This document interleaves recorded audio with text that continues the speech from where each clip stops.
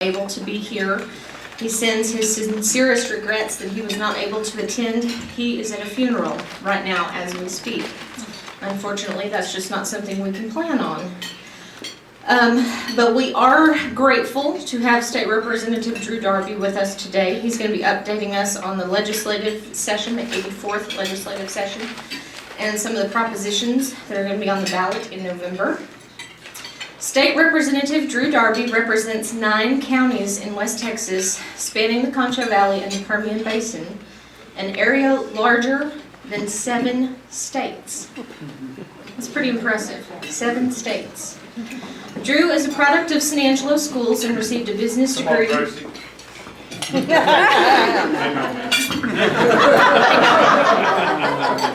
this is an impressive biography. Except for the University of Texas. Okay, he needs no introduction. Drew Darby. Okay, Kat, I'm a mover. And Kat's already warned me to make sure I stand relatively still. So if I get out of sync here. Well, you'll just lose your head and shoulder. Can everybody hear me without this? Or you need Mike's better. Okay, you want me the mic? Okay, whatever Kat wants. I was going to be here anyway. I was going to introduce the Lieutenant Governor, and we all look forward to hearing what he had to say. And so when Cheryl called yesterday and said that he would not be able to be here, I said, well, sure. I'll just expand, what I was going to say dramatically, and bore you with a little bit of what I was going to tell you next month. So maybe we get the Lieutenant Governor back next month, and I'll introduce him then. But anyway, what I thought I'd do, I talked a little bit about the 84th session. I thought we did some great things, and then we'd talk about the constitutional amendments. And then I think we need to spend a lot of time on what we're going to do in the future. I was at a Republican retreat a couple weekends ago, and they said, you politicians probably think that people care about what you did. I said, well, yeah. And they said, but they don't. They want to hear a little bit about what you did, but they want to hear a lot about what you're going to do. And so, Rick, Sheriff, and all the potential candidates out there, I think that's a pretty good lesson and so I'm going to try really hard to, limit my remarks on what we did, because I think we've done some great things in the last session, and then talk about the constitutional amendments that we approved, subject to your approval, and then we'll talk about what things that we need to do in this state. We're a growing state, and there's a lot before us. So anyway, the 84th session. If you'll recall, and a lot of you here, by the way, I want to welcome the Christopher Honor Society. And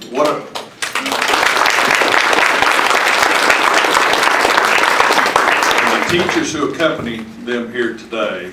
This is not an assigned task, but it's something that I think is critically important to our young people here in this country, that they have at least some understanding about the political process, so that the decisions that I make and legislators make in the legislature today affect them. Think about it.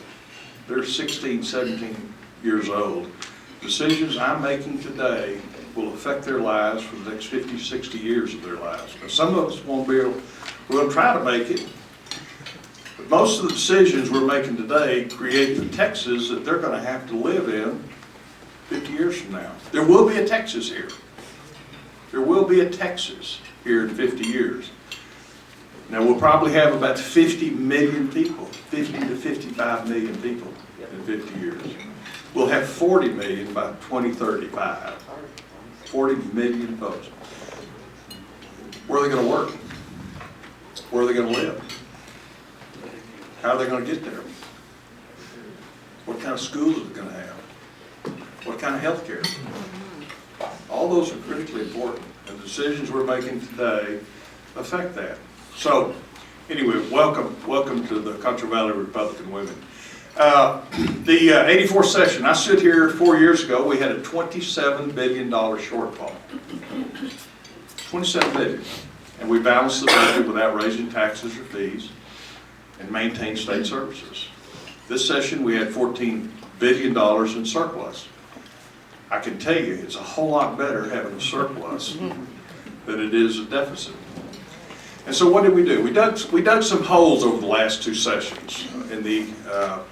When we had that shortfall, we shortchanged some folks. We shortchanged education. We shortchanged our criminal justice system. We cut back on some of our programs. We deferred maintenance on some things. We didn't fund certain aspects of our state government. So this session was an opportunity to fill those holes back, and we did. We put $2.5 billion into the growth of our public schools, and another $1.5 billion to lift the bottom schools up. That's a good thing. We doubled the amount that we spend on border security. Because the federal government's inability to deal with this crisis, your state government doubled its budget in dealing with that issue. We're going to hire about 250 more DPS officers to station them in the Rio Grande village, in the Rio Grande area. So that's going to be a good thing. But it's something we're going to have to, until we have a Republican administration, it's left the state governments to have to deal with this issue. So how long we have to deal with it depends upon how soon we can replace who's in that Oval Office. And I know you're going to have a big part in that. I think higher education, more than any other part of government, suffered the most. We cut back our schools. Anybody here with kids in college, you know what I mean. They had to raise tuition. They had to go and incur student debt. And so we were able to reverse that trend and spend more money on higher education. We're also able to fund about $3.2 billion in tuition revenue bonds. Every college campus in Texas will get a new building to meet the needs of that campus. So that's good. This is a gun session. I can't say it any other way. We talked a lot about guns. The Second Amendment right is first and foremost in our consciousness, and there are some that just want to strap on a gun and go everywhere. Well, hopefully the legislature had some temperance with regard to that. We said, okay, if you have a CHL license, and you go through a background check, and you get fingerprinted, and you want to openly carry. By the way, I've not run into one CHL permit holder that wanted to openly carry. Not one. But by gosh, we passed it. So, if you want to openly carry, you have a CHL permit, you can. Unless a business says, no, we really don't want you in my business. And they post what's called a 30-07 notice and say, you can carry, but you can't openly carry in my business. We believe in private property rights and the right of the business owner to decide whether or not they want open carry guns in their business. Now they can do that. They can prohibit that with a notice. They can always prohibit any guns in their business by posting a 30-06 notice. Notice the numbering system that we have. We think we have to do it by caliber of rifle. But you can post notices to keep concealed carry out of your business. Now what about campus carry? It'll affect these young kids right there. I've always been concerned about that. I believe in private property rights, and I believe in protection, individual protection, and the ability to carry, to protect yourself. We listen to higher education presidents who said, if we're going to have this, give us the ability to create a campus plan which allows us to have gun-free areas. And we did that. We put that in. And so all campuses throughout, all public universities, this doesn't affect private universities, doesn't affect TCU or Baylor, any of those private institutions, but public institutions, presidents and the campus leadership can decide where gun-free zones exist and where gun-free zones do not, they don't want them. And so they're going to be developing those plans this next year. So we passed that. We kind of had to, sessions take on a personality, and because we had new statewide elected leaders, including Lieutenant Governor Dan Patrick, Governor Abbott, General Land Office, George P. Bush, Glenn Hager, Controller, every statewide elected officer had a new job. And the dilemma is they all had new jobs, but their staff were all new. So it took us about 2 or 3 months to figure out who was in what position and what kind of relationship we could build with them before we could really even begin on trying to pass some legislation. The lines of communication, I've got to tell you, weren't that good. We kept trying to tell the statewide, if you have a problem with a piece of legislation, then at least let us hear about it. Let us try to address your issues. I think it's one of the most ineffective remedies available to the governor to have to veto legislation. I wish that we didn't have to do that. Why go through the trouble of passing a piece of legislation, filing it, going through committees, getting it on the House floor, getting out of the House, over to the Senate, past the Senate, onto the governor's desk, and the governor, well, no, I'm going to veto it. I thought that his veto of the budget riders was unconstitutional. Now, whether or not we're going to, the Attorney General's going to figure that out or not, but the way the governor definitely has the ability to line out a veto anything in the budget, but he didn't do it that way. He vetoed rider language that says that when the legislature directs money to go to a specific program, Stephen F. Austin, they had a program that the legislature found important, and we passed it in a rider, and the governor vetoed it. Now, the governor, no question, has the ability to line out and veto, but he does not have the ability to veto rider language, and that's what he did. So we're going to ask the Attorney General to determine the constitutionality of that. So that's going to be a huge issue facing us in the next legislative session. Governor Perry tried to do that, and then Governor Abbott told him he couldn't do it.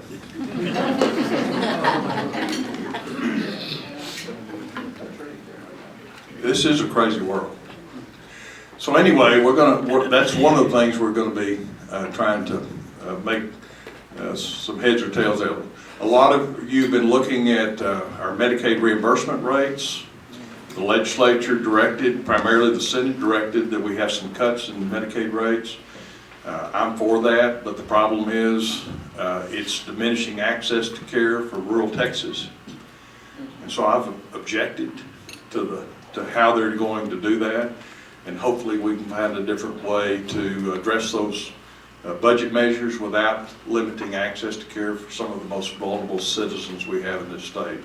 Some 373 families here in West Texas would be affected by those cuts. And these are kiddos that need that treatment and that therapy.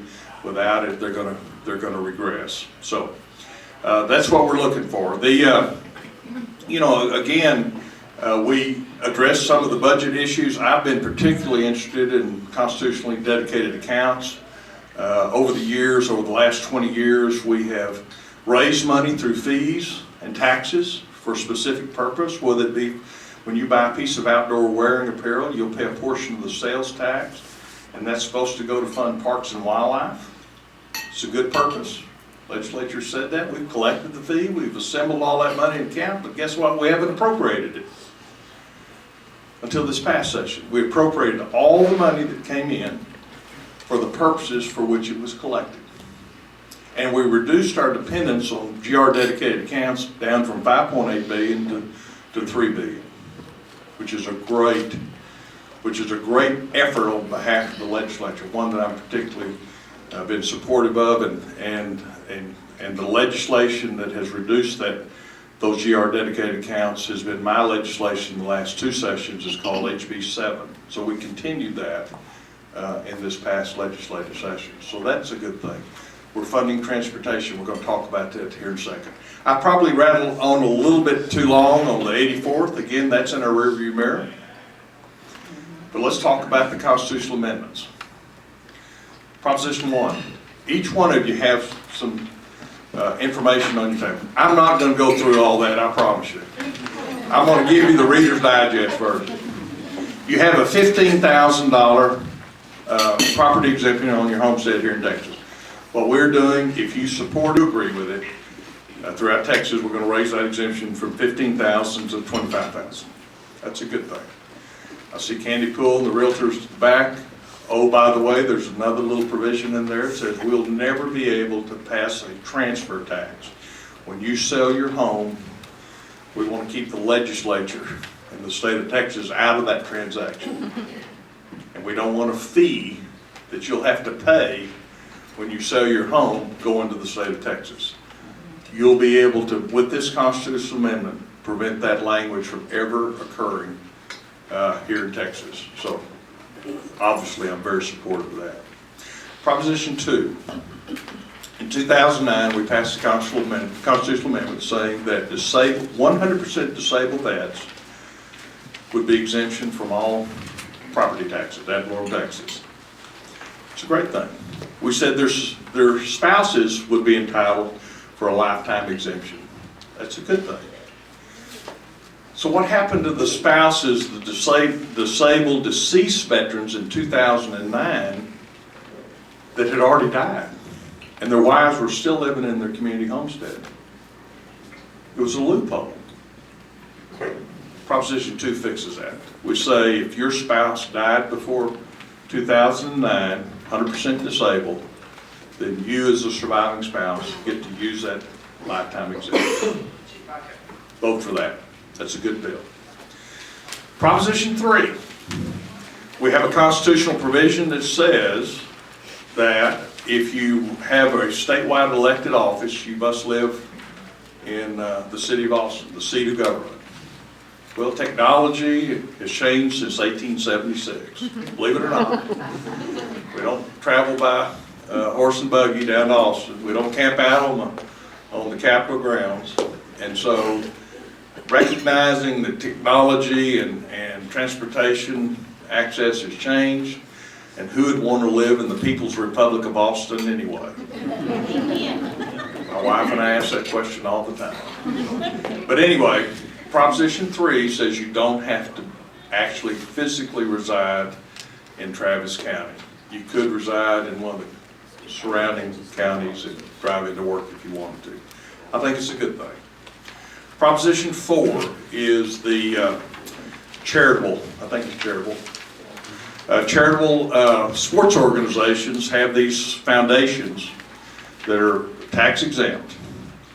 And we simply add those sports organizations, tax exempt foundations, to the folks who can have and hold charitable raffles. It benefits the youth, benefits youth activities. I think it's a good thing. That was a loophole that we had not addressed before, and so this closes that loophole and adds sports foundations for that. Again, they're all tax exempt. They're doing charitable, benevolent purposes, and so this adds them to the group that can have a sports raffle on behalf of the youth. So I would recommend that you take that. Proposition 5, we see them a lot out here in rural Texas. Commissioner Bacon, counties up 5,000 under can use their county equipment to improve private property. What we did, we simply raised the exemption level from 5,000 to 7,500. There's a lot of these little counties that can't get a road builder to go to their county. The county maintains that equipment, has personnel to do it, and for an agreed price, this allows them to prepare those private road services and charge for it. So I think that's a good thing. Do you agree? Yes, sir. Okay, good. Proposition 6. Did any of you think that your Texas Constitution did not contain any language that said that hunting and fishing is a constitutional right of this state? You didn't know that, did you? This bill actually came to me for filing. Not this session, but the session before. And I was trying to help a young colleague of mine, Trent Ashby, from Lufkin, Texas. He's a former FFA statewide leader, freshman state representative, great guy, And I needed to help him kind of get an identity. So I gave him this piece of legislation, and just got caught up in the last minute shenanigans that we typically do, and didn't pass last session. Well, he filed it again this session. Obviously, hunting and fishing are the preferred ways to promote and to manage wildlife herds. And what this says is that by passing this legislation, that means that the state can't put arbitrary limits that in effect will curtail or eliminate the ability for folks here in Texas to hunt and fish. I think it's a good thing. Proposition 7 is your transportation one. We've been struggling in Texas to figure out a way to fund permanently transportation. This is an attempt to do so. You and I, we've all talked many times in the past about the difficulties in finding money for transportation. So we've taken general sales taxes, money that I use to fund schools, colleges, prisons, healthcare, all the basic essential governmental services in the state. We've said up to $2.5 billion for all sales taxes over $28 billion, so go into Highway 6, which is the highway fund. And 35% of all motor vehicle sales taxes in excess of $5 billion will go into Fund 6. That'll put about 2.5 for the next 3 or 4 budget cycles, and then put about $2.9 billion. Do I want to fund transportation? Yes. Will this fund transportation? Yes. Okay. But that's $2.9 billion that I'm not going to have to fund schools. Now, we've been riding high in this state.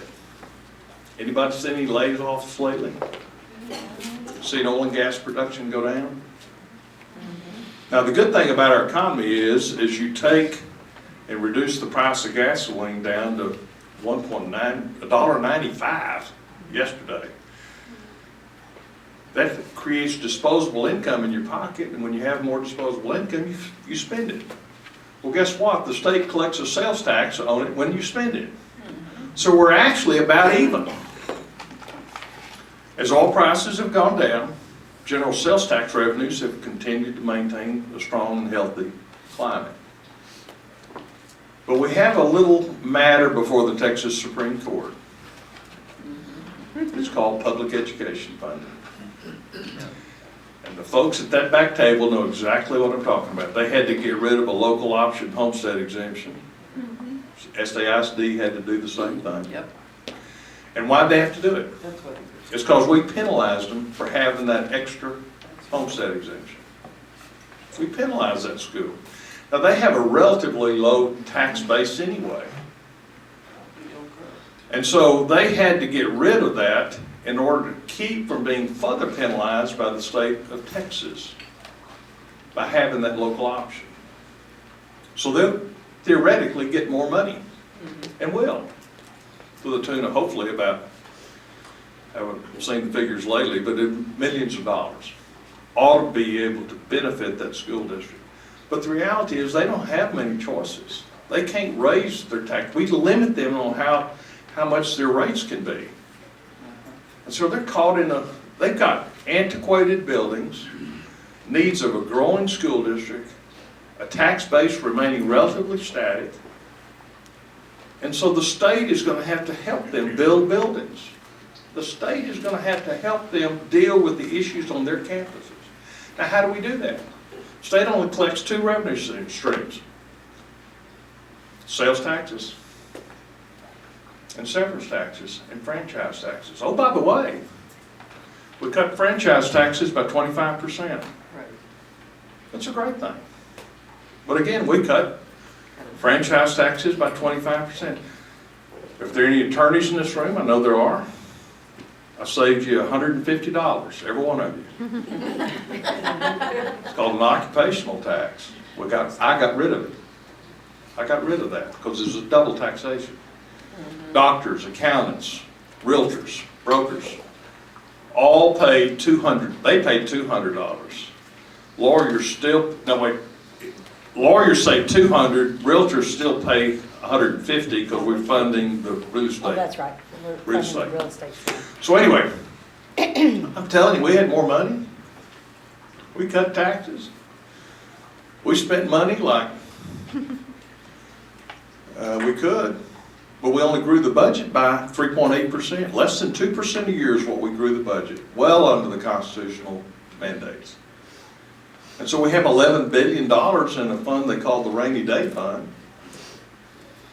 And we'll have several $1 million in surplus. Well, we're gonna need it. We're gonna need it this next time. So, bottom line, I've taken money out of my left pocket in Proposition 7.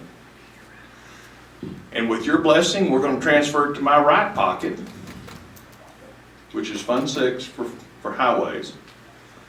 And we're gonna fix transportation. We're gonna fix transportation. But we're gonna leave holes in the rest of our government. I'm telling you right now, well, we're gonna have to figure out a different way to fund transportation. Fund education in this state. So, that's in front of us. So those are your propositions. I submit them for your consideration. I think they're well thought out. I tried to pass another one, HER 111, passed out of the House, had the governor's approval. One of his priorities, saying let's reduce the ability of the state to use the general revenue dedicated accounts for the purposes for which they weren't intended and weren't collected, and phase that out, and mandate it be phased out.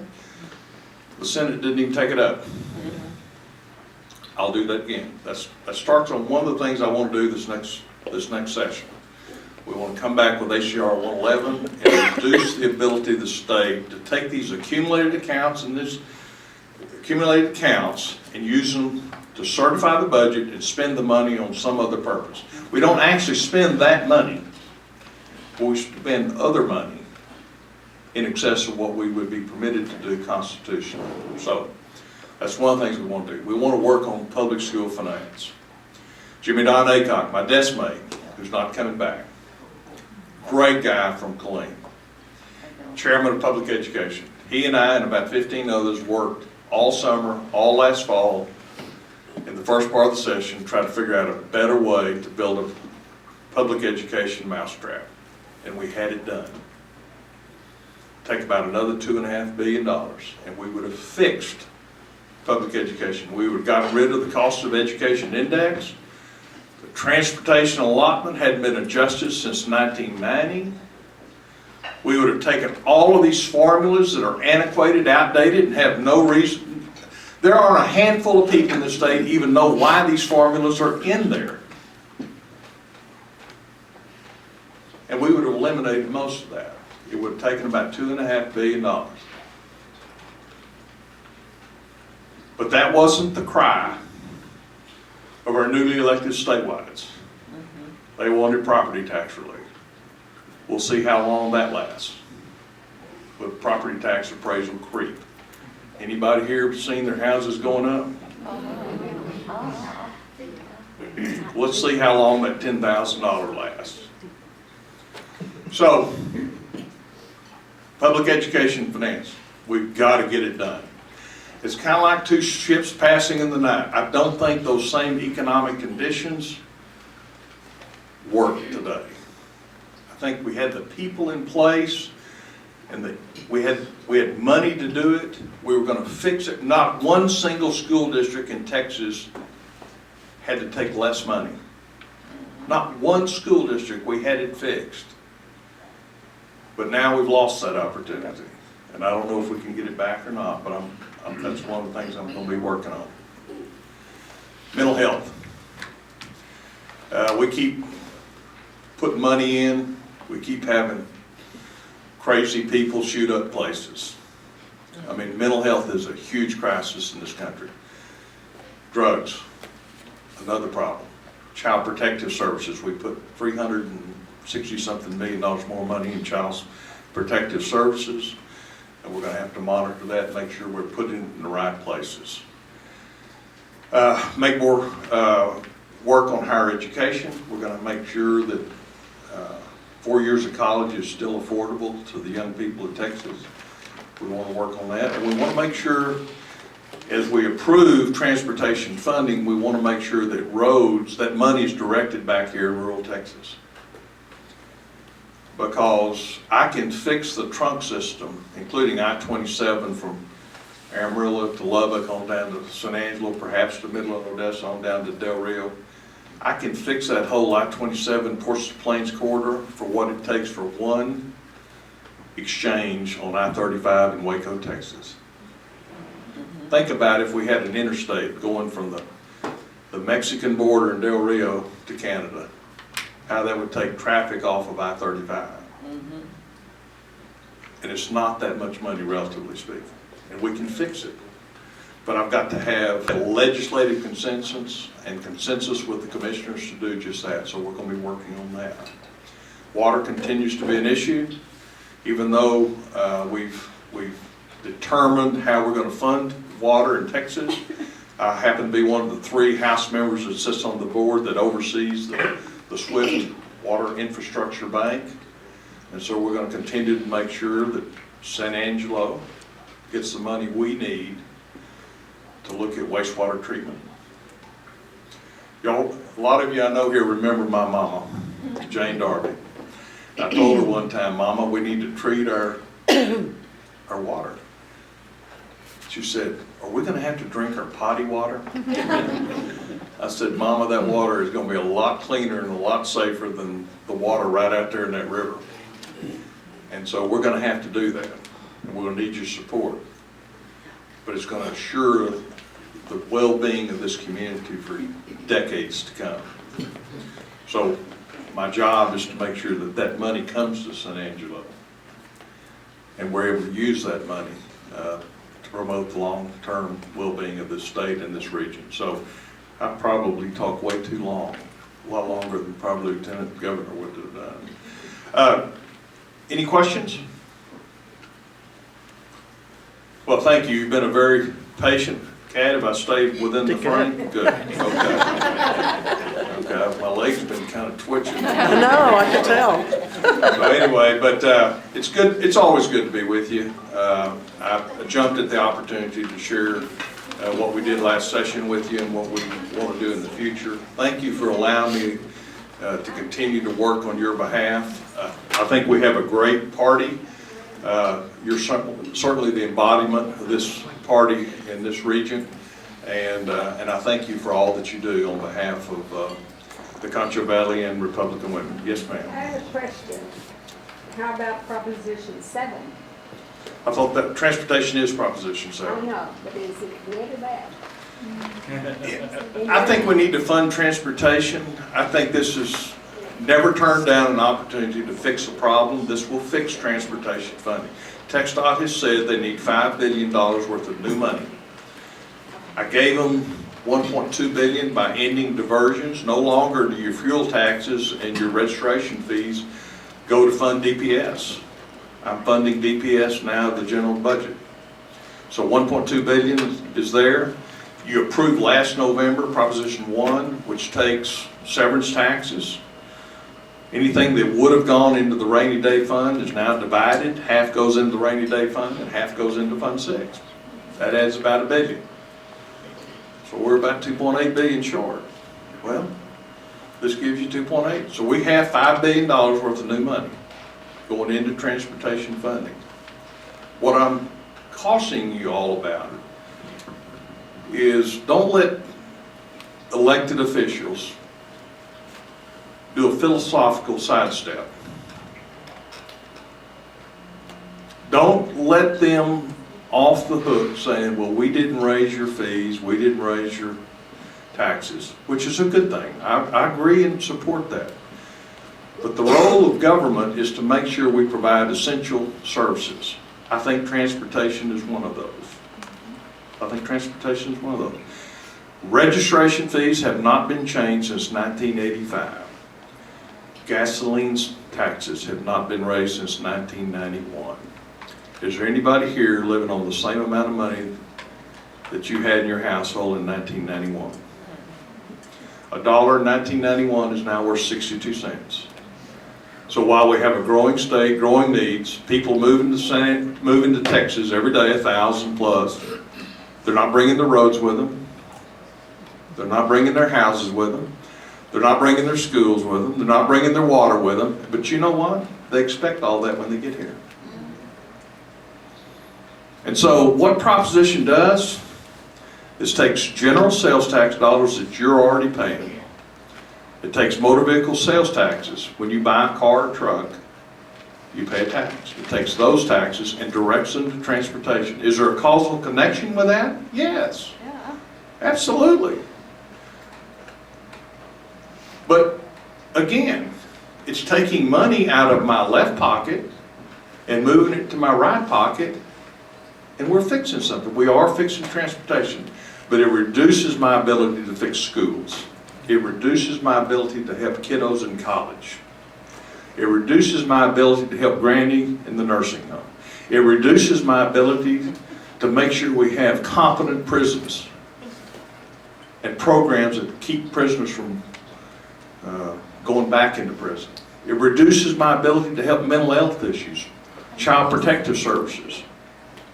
All the things that we can't do individually, we have to do collectively. So, I'm supporting 7, but I'm warning you, we're going to have to fix some other things. Teddy? Well, I just have a question, and understand this is a true layman talking, and I don't know the answers, and I'm hoping that you can help me. I know some of our school system, they're not even allowed to ask if children are United States citizens. Our medical profession doesn't have to, can't ask that. Where does the illegal immigrants come in, taking up the funds that we would spend on these things? How can we, I know a lot of that's a federal issue, but some of it's state. It's not a lot of it, it's all of it. We're not allowed to ask those questions. If they show up in Texas, we have to educate them, and we have to provide for their health care needs. Can we fight that federally? How can we? Well, how many lawsuits can we file? We have filed hundreds of lawsuits over these issues. Are there You know, things that we could cut? You're going to have 250 more DPS officers on the border. And they're going to be able to take them and put them in buses and deliver them to the Federal Detention Center in McAllen, Texas. At that place, they will be processed, fingerprinted, and retina eye scanned, and given a bus ticket and a piece of paper that they promise to appear back at that spot in 6 months. Give them a bus ticket to Washington, D.C. Nancy Pelosi's house would be my son. Or Harry Reid. Send them to the bus. It's awful. You know, it's just awful. It's awful. What, I know this Lieutenant Governor, this is a very strong initiative on his part, and we did it. We're going to have DPS officers doing it as opposed to the National Guard, and I'm supportive of that. But the reality is what they do, they just marshal those folks and put them on a bus and deliver them to the processing center. The National Guard who we're replacing, do you know how many National Guardsmen it takes to maintain one observation tower? 15. It takes 15 National Guardsmen to maintain one elevated observation tower in a Walmart parking lot. Literally, they're in Walmart parking lots. They're like a hunting blind that's telescoped up. And there's 3 of them in there with binoculars, and they were replaced by 3 more after 8 hours, and 3 more. Total of 15 for 24/7. And all they do is observe. And it's your money.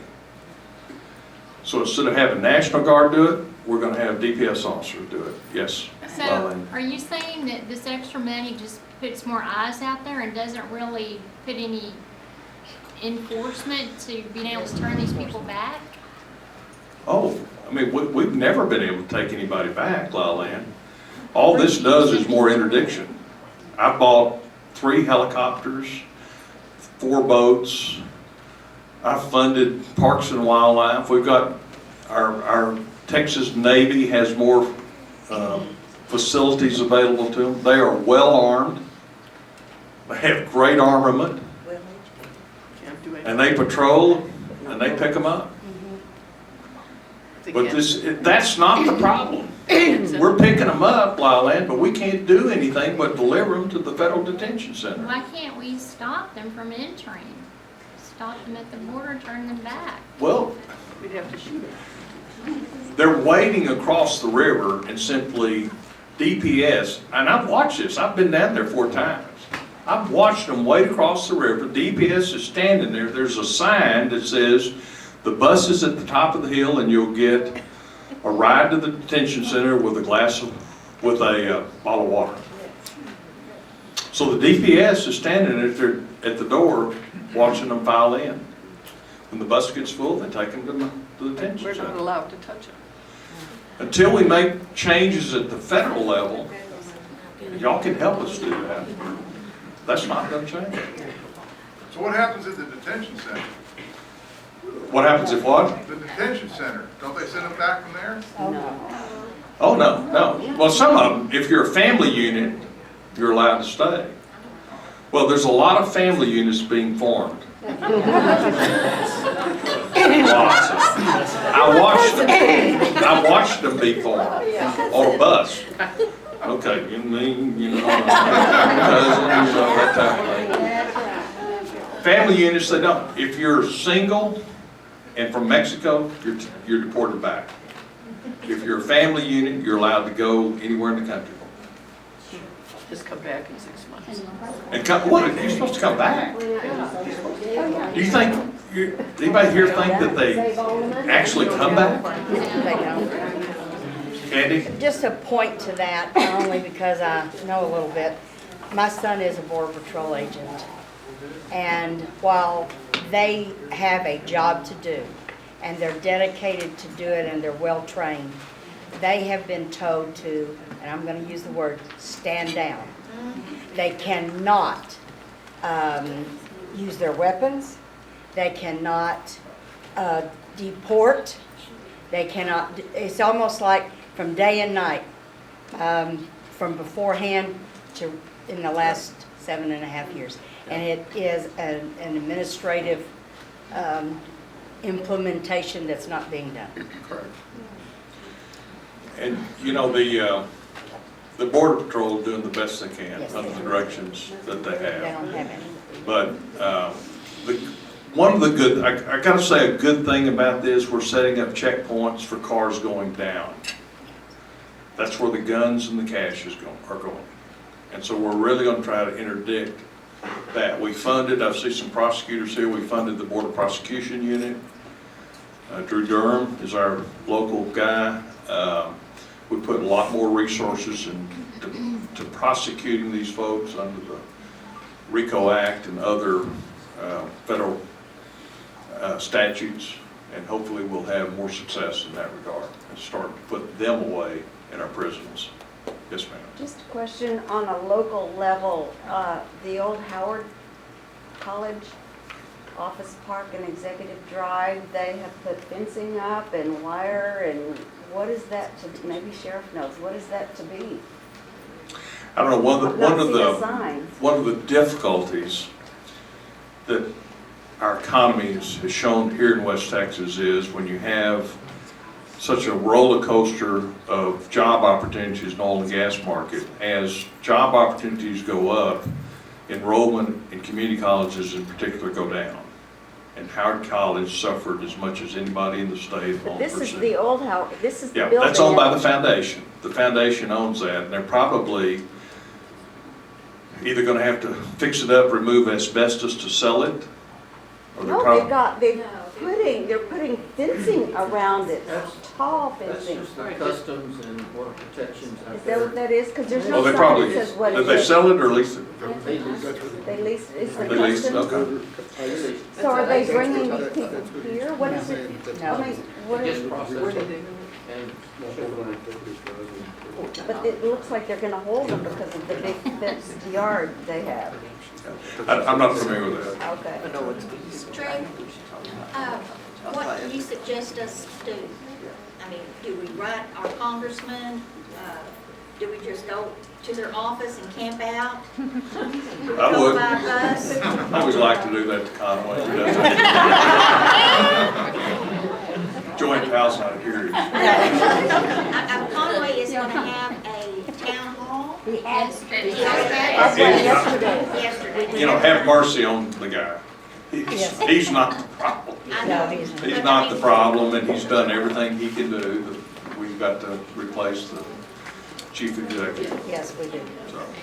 They get 6 more senators. We're talking about border, what about the wall? You're all about a wall, is that? Ineffective, too expensive.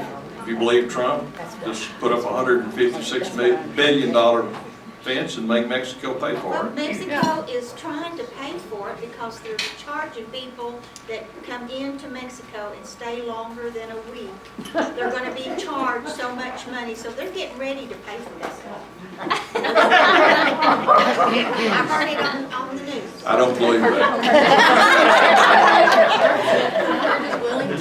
But I mean, seriously, they're charging people. And I think they're just getting ready to I pay think for it. we've got to reduce the policies in Mexico and make it, I was hoping that the oil and gas, the Eagle Ford Shale does extend on to Mexico, and if we create an economy in Mexico that makes those people need jobs and they want to stay there, Go back there. and I think that's the best hope that we could prop up Mexico and have a government that has jobs would help more than anything. Thank you again.